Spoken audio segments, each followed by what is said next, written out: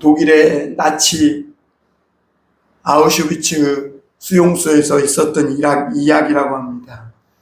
그 연고도 모른 채 아우슈비츠 수용소에 끌려온 사람들 중에 끝까지 살아남은 사람들이 있는데 그들은 건강이 남보다 체력이 좋거나 뛰어나서도 아니고 뭔가 능력이나 어떤 이 처세술이 있어서도 아니고 끝까지 살아남은 자들은 언젠가는 우리가 이 수용소에서 풀려날 거야 라는 소망, 우리는 언젠가 반드시 하나님 아버지를 섬기며 사랑하는 가족들을 그 품으로 돌아갈 거야, 이런 소망을 놓지 않은 사람들이 끝까지 살아남고 결국 그 소망대로 집으로 돌아온 그런 이야기가 있었다고 합니다. 사람들은 우리가 세상에 살아가면서 밥만 먹고 사는 게 아니라 꿈과 소망을 먹고 삽니다. 힘들고 어려운 낙심과 절망이 겹쳐올 때, 그때 그 길을 인내하고 꿋꿋하게 그 길을 갈 수 있는 유일한 힘은 그 안에 소망이 있느냐 없느냐입니다. 오늘날도 마찬가지입니다.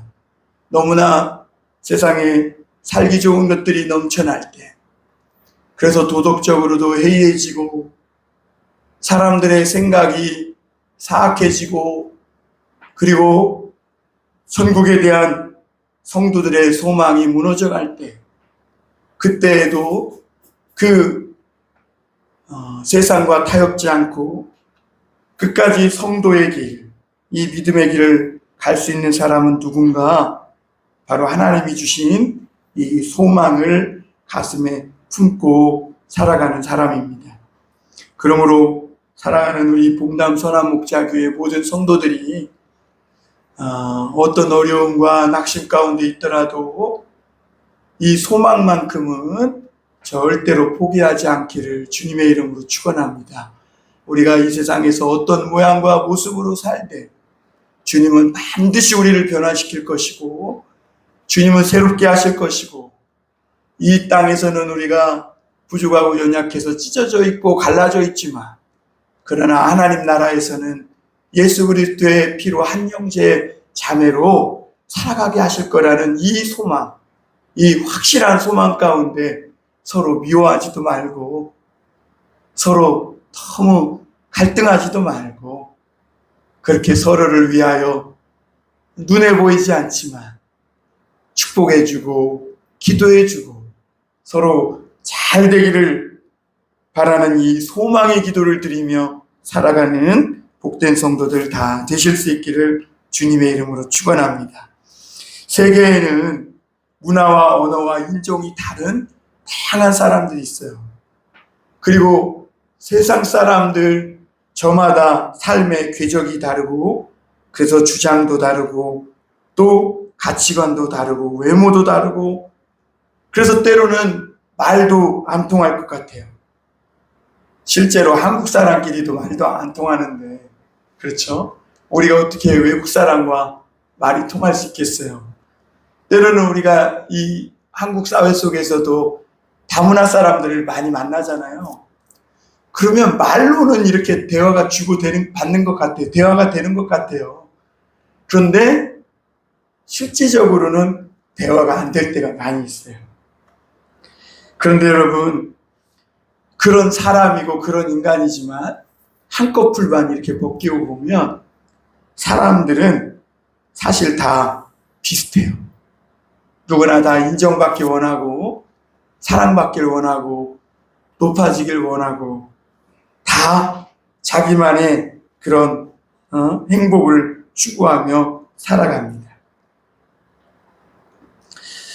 그런가 하면 또 사람들은 그뿐만 아니라 반대로 다 좋은 것 같지만 근심과 염려 속에서, 때로는 불안 속에서 하루하루를 근근히 살아가고 있는 존재가 바로 우리 연약한 인간들이라는 것을 보게 됩니다.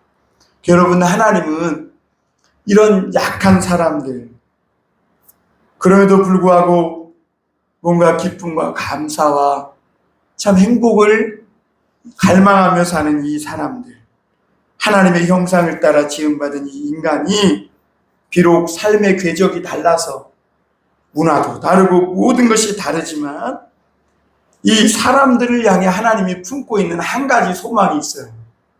그게 뭐냐? 예수 그리스도 안에서 한 마음과 한 입으로 하나님께 영광 돌리며 예비하며 하나님께 찬양하며 사는 것. 이게 하나님이 우리를 향한 소망이에요.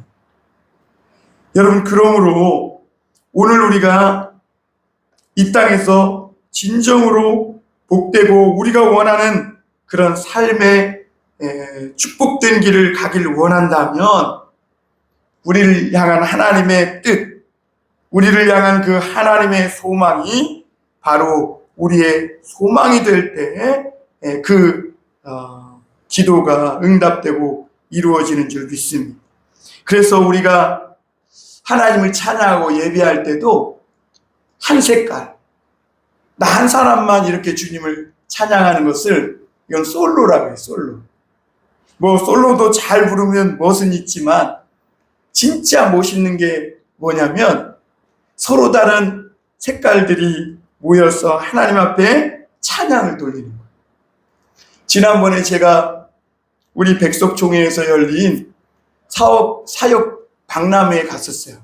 그런데 거기에 누가 왔냐면 옹기장이 그 찬양하는 사람들이 왔는데 그때 갑자기 전기가 안 되고 막 그랬어요. 그래서 아카펠라로 이렇게 부르는데 한 8명이서 아카펠라로 부르는데 음악이 없어서요.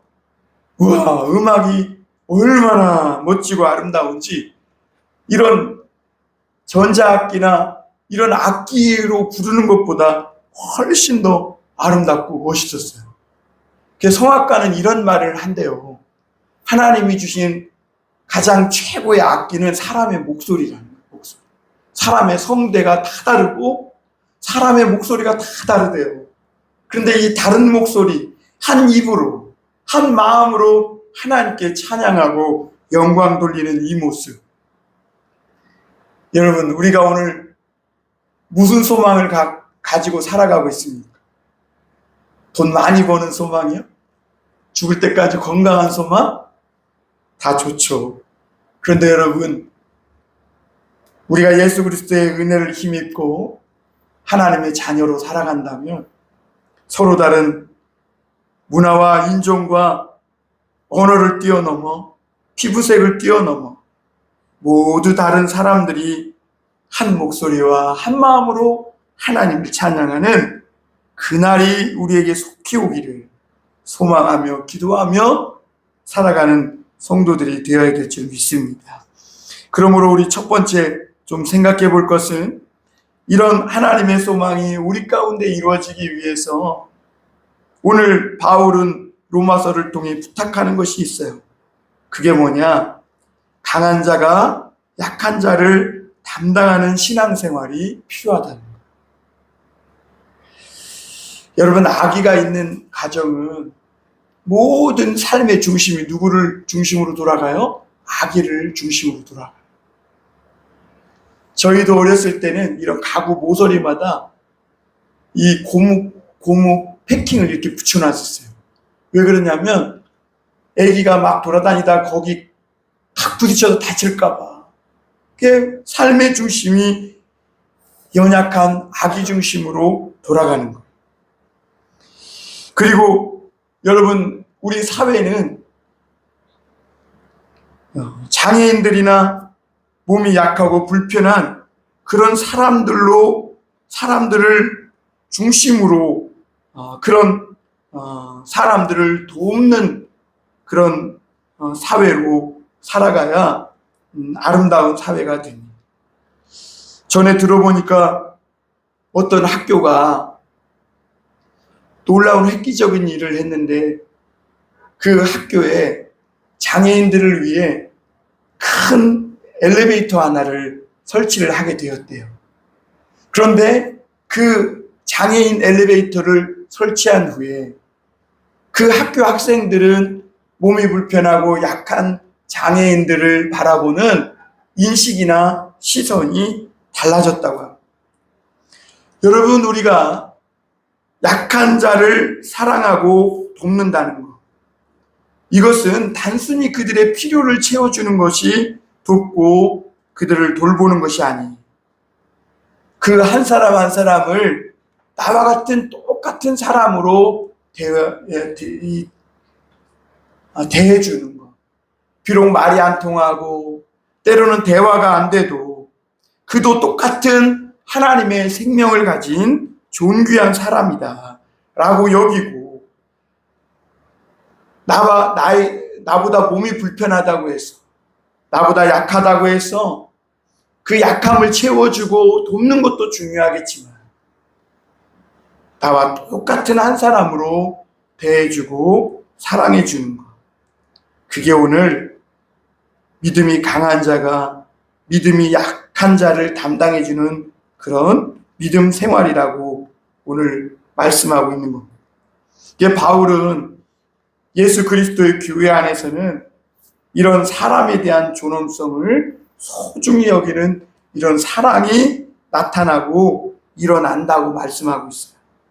그래서 오늘 우리가 앞서 읽은 대로 1, 2절에 보면 믿음이 강한 우리는 마땅히 믿음이 약한 자의 약점을 담당하고 자기를 기쁘게 하지 아니할 것이라 그랬어요. 그리고 우리 각 사람이 이웃을 기쁘게 하되 선을 이루고 덕을 세우도록 할지니라 그랬어요. 여러분, 당시 로마는 다양한 사람들이 모여들었어요. 왜냐하면 그 로마는 세계의 중심지였기 때문에 어떤 사람은 장사하기 위해서 그 로마에 몰려들었고, 그리고 그 로마에 붙잡혀온 수많은 노예들은 여러 나라에서 노예로 잡혀온 그런 사람들이 많았어요. 그래서 이 로마 사회는 다인종 사회였고 다문화 사회였고 로마 시민은 채 1%도 안 됐다고 합니다. 그러면서 여러분, 이 로마 교회 안에도 새로운 변화가 일어나기 시작한 거예요. 여러분, 우리나라 한국교회도 지금 변화가 일어납니다. 왜냐하면 다문화 사회가 되었기 때문입니다. 그 로마 교회 안에 어떤 변화가 일어났느냐?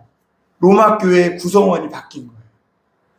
이전에는 유대인 신자들이 늘 중심이 되어가지고 모든 교회의 운영을 유대인 성도들이 했는데, 로마의 총독이 이 유대인들이 문제를 야기한다 해가지고 추방을 시킨 뒤로, 그리고 그 다음에 로마 황제가 이 유대인 추방의 명령을 거둔 후에 그들이 추방당했다 다시 교회로 돌아왔을 때 그 교회 안에 무언가 참 좋지 않은 그런 일들이 맴돌았음을 볼 수 있습니다. 유대인들은 다시 교회로 돌아와서도 그동안 자기들이 목숨 걸고 지켜온 전통, 그리고 오랫동안 이 교회를 섬겨오며 해왔던 그런 제도들, 그런 것들을 지키길 원했다는 거예요. 그런데 다시 들어온 이 이방인 신자들은 유대인들이 떠난 후에 교회 제도도 바꾸고 교회의 그런 여러 하나님을 섬기는 예배의 방식이나 기도, 이런 모든 것들을 다 바꿔버린 것이죠. 그리고 어떤 제도들은 폐지시켜버렸어요. 그래서 유대인들은 돌아온 후에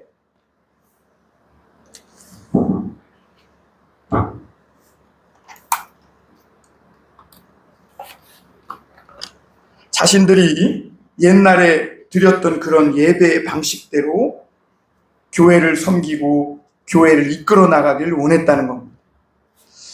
그래서 여러분, 유대인 신자와 이방인 신자들이 굉장히 충돌을 하게 됐어요.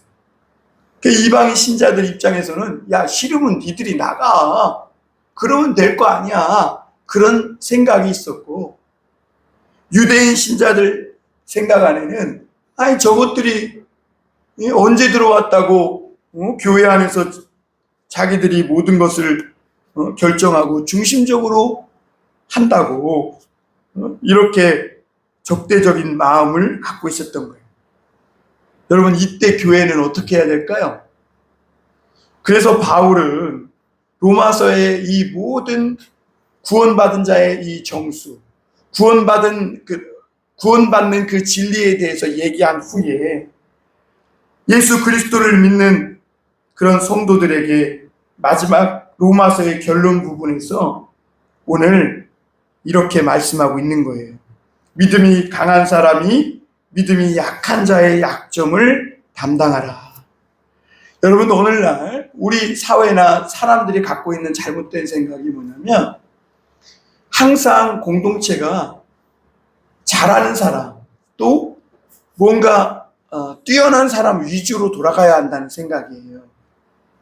여러분, 이게 나치의 생각이었어요. 세계 2차 세계대전 당시. 나치 이 히틀러가 그래서 이 독일 사회를 이 잘못된 가치관으로 이끌면서 열등한 존재라고 생각되는 유대인이나 장애인이나 이런 노약자나 이런 사람들을 싸그리 사회에서 없애야 사회가 강한 사회가 된다, 이렇게 생각하고 그런 만행을 저지른 거예요. 그런데 성경은 반대입니다. 믿음이 강한 사람이 믿음이 약한 자의 약점을 담당하라, 이렇게 말합니다. 이것이 교회가 둘로 갈라진 갈등과 분열과 이 세상의 죄악을 해결해 나가는 십자가의 길이고 방법이었어요.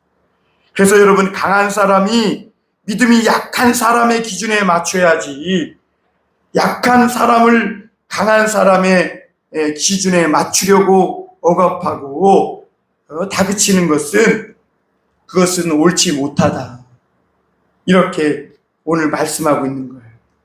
교회에도 중심부에 있는 사람이 있고 주변부에 있는 사람이 있어요. 이때 중심부에 있는 사람인 믿음이 강한 사람이겠죠. 이런 사람은 믿음이 약한 사람의 기준에 좀 맞춰주어야, 그래야 교회가 하나 될 수 있는 거예요. 그래서 오늘 2절에 반복해서 읽어드리지만, 우리 각 사람이 이웃을 기쁘게 하되 선을 이루고 덕을 세우도록 할지니라 그랬고, 믿음이 강한 사람이 가져야 할 스탠스는 자기를 기쁘게 하기 위한 신앙 자세가 되면 안 된다는 거예요. 여러분, 이웃을 기쁘게 한다는 것이 뭐예요? 내 생각을 좀 내려놓고 새로 들어온 새신자들의 그런 믿음 연약한 모습을 받아주고, 그리고 그들이 굳게 서기까지 믿음이 강한 사람들은 자신을 좀 내려놓을 줄 알아야 한다는, 선을 이룬다는 것이 뭐예요? 하나님의 뜻을 이룬다는 거예요. 하나님의, 그리고 덕을 세운다는 것은 뭐예요? 사람 사이에 서로 갈등과 분열이 일어나도록 욕망을 부추기고 이간질시키고, 이 사람한테 가서는 저 사람 잘못된 거 얘기하고, 저 사람한테 가서는 이 사람 욕한 거 얘기하고, 서로 험담하며 불신을 조장하는 이런 삶을 버리고 도리어 어떻게든지 화목하고 서로 하나 될 수 있도록 연결시켜주는 사랑을 가지고 행하는 것, 그게 바로 믿음이 강한 자의 모습이어야 한다. 여러분, 교회가요, 이렇게 되기 위해서는 이 믿음이 강한 자가 같은 믿음과 소망 안에서 같은 꿈을 꾸고 비전을 갖고 나아가야 합니다. 성도 각 사람이 또한 말씀과 믿음이 깊어지고 성장하도록 믿음이 강한 자들이 돕고 힘쓰고 그들을 기다려줄 줄 아는 인내와 위로가 필요한. 여러분, 우리 하나님의 소망이 무엇입니까? 여러분, 우리를 통해 구원을 받고 우리를 통해 찢어지고 갈라진 이 세상 사람들이 하나 되어 예수 그리스도 안에서 하나 되어 복을 받는 삶, 이것이 오늘 저와 여러분들의 소망이고 우리 교회의 소망인 줄 믿습니다. 그러므로 여러분, 이 하나님의 소망이 그 가슴 속에 살아있는 성도라면 하나님의 뜻을 이루기 위해 내 자신을 좀 내려놓고 내 고집과 아집을 내려놓고 덕을 세우기 위해 믿음이 약한 자들이 신앙생활 잘하도록 그들이 교회에 붙어서 뿌리를 내리고 열매를 내리기까지 자기 주장, 자기 염려를 좀 내려놓고 그렇게 믿음이 약한 사람들을 마땅히 그 짐을 담당해 줄 때, 그때 그런 놀라운 역사가 일어나게 되는 줄 믿습니다. 그러므로 사랑하는 성도 여러분, 우리 이 하나님의 소망을 가지고 저와 여러분들도 믿음이 강한 우리가 누구든지 새로 들어온 믿음 약한 성도가 있다면 내 자신을 좀 포기하고 내려놓을 줄 아는, 그래서 하나님의 소망을 이루어가는 그런 우리가 되고 그런 믿음 생활 할 수 있기를 주님의 이름으로 부탁드립니다. 두 번째로 우리가 생각해 볼 것은 자기를 기쁘게 하지 않는 예수 그리스도를 붙잡는 그리고 본받는 생활을 해야 한다는 겁니다. 여러분, 우리를 구원하시기 위해서 예수님은 자기의 행복을 자기만 잘 먹고 잘 사는 이런 삶을 생각지 않으셨던 것을 우리가 잘 압니다. 예수님이 이 땅에 육신의 옷을 입고 오신 것, 예수님이 모난 고통과 이 고난의 길을, 십자가의 길을 가면서도 끝까지 포기하지 않은 것, 그것은 예수님의 자기 입장만 생각한 게 아니에요. 도리어 예수님의 입장은 하나도 생각하지 않고 도리어 죄짓고도 뻔뻔한 우리 입장, 죄짓고도 회개치 않는 우리의 이 못난 죄인 같은 우리들의 행복을 위해서 주님은 그런 길을 가신 것이죠. 그래서 여러분, 오늘 우리가 예수 그리스도로 말미암아 구원받고 이 복을 누리며 사는 겁니다. 그래서 3절에 보면 이렇게 말씀합니다. 그리스도께서도 자기를 기쁘게 하지 아니하셨나니 기록된 바 주를 비방하는 자들이 비방이 내게 미쳤나이다 함과 같으니라. 여러분, 만약 예수님께서 자기를 기쁘게 하려고 이 땅에 와서 살았다면 주님은 굳이 이 땅에 오실 필요도 없어요. 왜냐하면 하나님 보좌 우편에서 예수님은 이미 만유의 왕이시고 모든 것을 다스리시는 우주 만물의 통치자였어요. 부끄럽고 고통스러운 십자가, 인간들에게 받는 이 모욕, 이 업신여김, 이런 고통스러운 수치와 부끄러움을 당할 필요도 없어요. 그런데 예수님은 저와 여러분들이 당하는 고통과 멸망을 보신 것이고, 인간이 욕심과 죄악으로 고통당하고 수고하면서도 하나님의 뜻과 멀어져 축복이 아닌 이 저주의 길로 가는 우리들의 모습을 보고 주님은 우리 입장만 생각하고 우리를 안타깝게 여겨서 이 땅에 오신 거예요. 그리고 또한 주님은 주님을 따르는 제자들도 있었지만 끝까지 주님을 욕하고 주님을 업신여기고 조롱하는 뻔뻔한 죄인들을 위해서도 주님은 십자가를 친히 지셨음을 우리가 믿습니다. 여러분, 교회는 그리고 우리 성도는 바로 이 믿음의 터 위에 세워진 사람들입니다. 비록 우리가 이 믿음에 약하고 아직 부족하고 연약하지만, 그러나 우리는 우리 입장만 생각하고 우리 행복만 생각하고 내 하나 잘 먹고 잘 사는 것만 생각하기 위해 예수 믿은 것이 아니에요. 그래서 여러분, 우리가 이 소망을 가진 자마다 자기를 기쁘게 하지 않는다는 이 말씀을 한번 깊이 새겨볼 필요가 있습니다. 예수님이 십자가를 지셨을 때 사람들은 예수님을 얼마나 조롱하고 멸시했는지 우리는 성경을 통해 잘 알아요.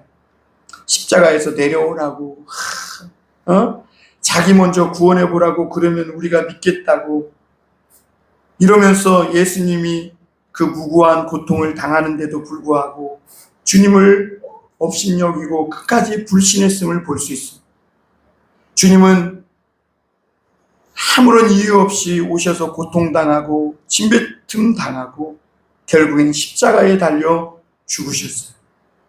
그러면서도 주님은 저와 여러분들이 행복할 수만 있다면, 저와 여러분들이 갈등하고 찢어지고 분열하는 이런 아픔과 상처들이 치료될 수만 있다면 주님은 얼마든지 고통받고 모욕당하고 침뱉음을 당하고 조롱을 당해도 욕먹어도 괜찮다, 그렇게 여기시고 끝까지 십자가에 달려 죽기까지 우리 입장, 우리 생각만 하신 것이죠. 그러기에 우리는 오늘 예수 그리스도로 말미암아 이 놀라운 구원을 받고 감사와 기쁨으로 살아갈 수 있게 됩니다. 여러분, 이 예수님은 오늘 우리에게도 부탁합니다. 예수님이 이런 심정을 가지고 저와 여러분들을 위해 사셨듯이 오늘 너희도 다른 사람을 대할 때 이 예수님의 심정을 가지고 대하기를 원한다고 오늘 말씀하고 있는 거예요. 그래서 여러분, 오늘 우리로 5절에 보면 이제 인내와 위로의 하나님이 너희로 그리스도 예수를 본받아 서로 뜻이 같게 하여 주사 한 마음과 한 입으로 하나님 곧 우리 주 예수 그리스도의 아버지께 영광을 돌리게 하셨느니라, 이렇게 말씀하고 있는 겁니다. 오늘 세상 지도자들이 욕먹지 않고 심지어는 자기 죄를 가리기 위해서 사람들에게 인심을 얻기 위해 포퓰리즘 정책을 씁니다.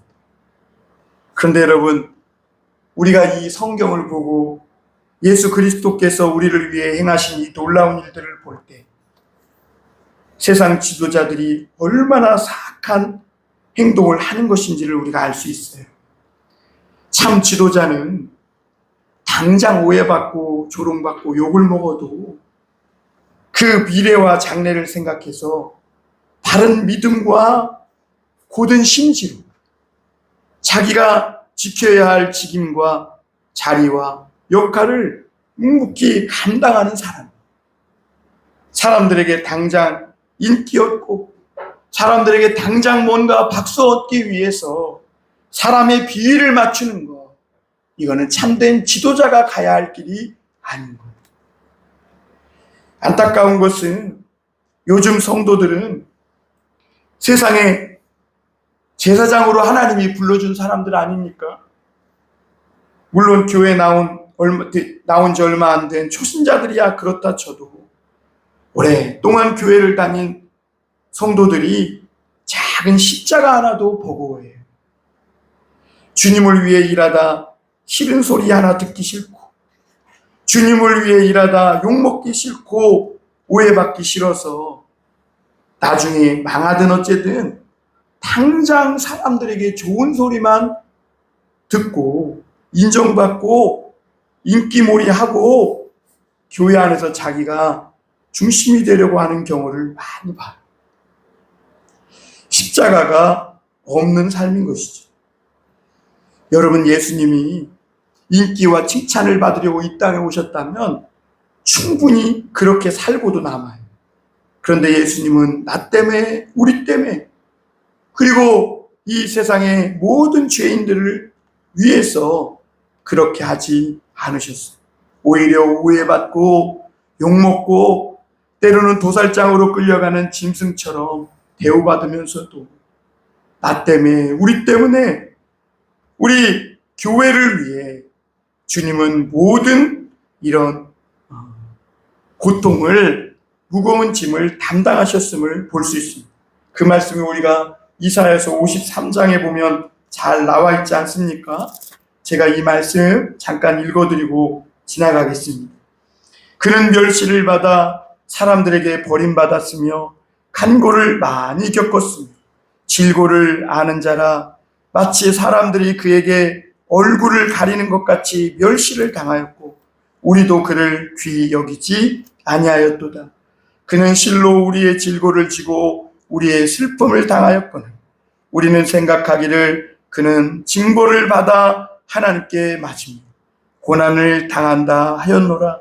그가 찔림은 우리의 허물을 인함이요 그가 상함은 우리의 죄악 때문이라. 그가 징계를 받음으로 우리가 평화를 누리고 그가 채찍에 맞음으로 우리가 나음을 받았도다. 우리는 다 양 같아서 그릇 행하여 각기 제 갈 길로 갔거늘 여호와께서는 우리 모두의 죄악을 그에게 담당시키셨도다. 여러분, 우리가 섬기는 하나님은 그래서 우리에게 그 예수 그리스도를 통해 끝까지 인내와 위로를 아끼지 않는 하나님이심을 알 수 있습니다. 말씀에 순종하여 우리가 인내할 때 반드시 축복의 열매를 거두게 하시고 우리가 당한 이런 고통과 아픔 예수 그리스도를 통해 다 위로로 축복으로 갚아주시는 하나님이심을 알 수 있습니다. 그러므로 여러분 당장의 이익이나 어떤 인기나 칭찬을 쫓아갈 것이 아니라 먼 훗날 성도들과 자녀들이 복받는 길이 무엇일까? 정말 믿음의 길, 진리의 길이 무엇일까를 생각하며 그 길을 우리의 소망을 삼고 걸어갈 수 있는 저와 여러분이 될 수 있기를 바랍니다. 그래서 잠언서에 보면 사람이 보기에는 바른 길 같아도 필경은 사망이니라 했어요. 여러분 모든 사람을 살리는 소망의 길은 오직 예수 그리스도의 그 길밖에 없는 줄 믿습니다. 오늘도 우리가 그 예수 그리스도의 길을 본받고 따라갈 때 그때 하나님은 우리 모두를 살리시는 줄 믿습니다. 예수님은 우리의 조건을 보지 않았고 오직 예수님을 믿겠다는 믿음 하나만 보고 구원하신 거예요. 그러므로 우리는 그 믿음 안에서 상처도 치유되고 불신도 치유되고 의심과 또 불행과 이런 모든 인간의 죄악으로 말미암은 고통이 치료될 수 있고 그리고 한 사람 한 사람은 다 그 그리스도 안에서 변화될 수 있음을 여러분 믿으시길 바랍니다. 예수 안에 치료와 회복과 불행이 축복으로 바뀌는 그런 놀라운 길이 있음을 믿으시길 바랍니다. 그러나 하나님은 오늘 그 주님을 바라보고 나오는 성도들에게 믿음을 요구하세요. 그리고 그 믿음으로 그 믿음 한 가지만 가지고 나오는 사람들을 회개하고 예수 그리스도를 바르게 믿겠다고 진실로 고백하며 하나님은 그 믿음을 받으시고 은혜와 축복을 또 하늘의 구원을 영생을 다 거저 주시는 하나님이심을 볼 수 있습니다. 여러분 교회는 온갖 종류의 환자들이 와서 치료받는 겁니다. 교회는 건강한 사람만 있으면 그 교회는 이미 문을 닫아야 하는 겁니다. 교회는 죄인들이 오고 실패한 사람들이 모입니다. 그래서 여러분 먼저 믿은 사람들, 믿음이 강한 사람들이 늘 생각해야 될 게 뭐냐면 믿음이 약한 자들을 향해 시기 질투하면 안 돼요.